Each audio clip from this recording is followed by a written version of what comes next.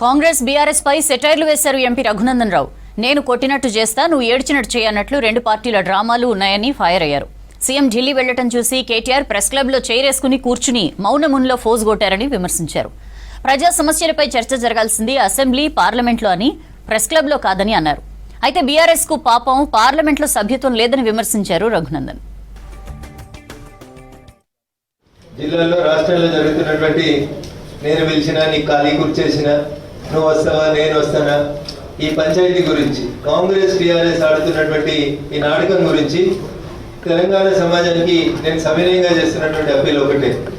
నేను కొట్టినట్టు చేస్తా, నువ్వు ఏడ్చినట్టు చేయనటువంటి ఈ టీఆర్ఎస్ కాంగ్రెస్ నాటకాన్ని తెలంగాణ సమాజం అర్థం చేసుకోవాలని చెప్పి ఈ సందర్భంగా నేను తెలంగాణ సమాజానికి అప్పీల్ చేస్తా ఉన్నా. గతంలో కూడా ఇట్లాంటి నాటకాలు టీఆర్ఎస్ అధికారంలో ఉన్నప్పుడు జరిగినాయి. ప్రజా సమస్యల్ని చర్చించేందుకు వేదిక శాసనసభ ఉంటుంది లేదా పార్లమెంట్ ఉంటుంది. పాపం టీఆర్ఎస్ వాళ్ళకి పార్లమెంట్లో లోక్సభలో ప్రాతినిధ్యం లేదు.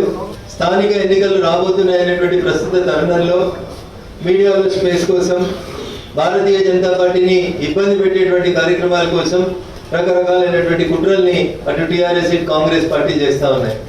కానీ భారతీయ జనతా పార్టీ కార్యకర్తల ధైర్యం ముందు, భారతీయ జనతా పార్టీ కార్యకర్తల యొక్క లక్ష్యం ముందు ఇతర ఏ రాజకీయ పార్టీలు కూడా నిలబడమని చెప్పడానికి నిదర్శనం మెదక్ పార్లమెంట్ నియోజకవర్గం యొక్క గెలుపు.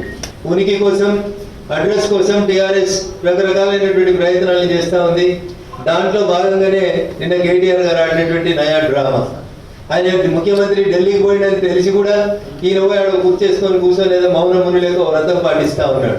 నిజంగా చర్చ జరపాలని చిత్తశుద్ధి ఉంటే వెంటనే రాష్ట్ర శాసనసభను ప్రారంభించాలి, శాసనసభని ఏర్పాటు చేసి అక్కడ సమస్యల మీద చర్చ చేసుకోవాలి. కానీ ప్రెస్ క్లబ్లు ఇతర ఏరియాలలో ఇట్లాంటి చర్చలు చేసుకొని ప్రజలని మభ్యపెట్టేటువంటి కార్యక్రమం చేయొద్దని చెప్పి రెండు పార్టీలకు కూడా హితవు పలుకుతూ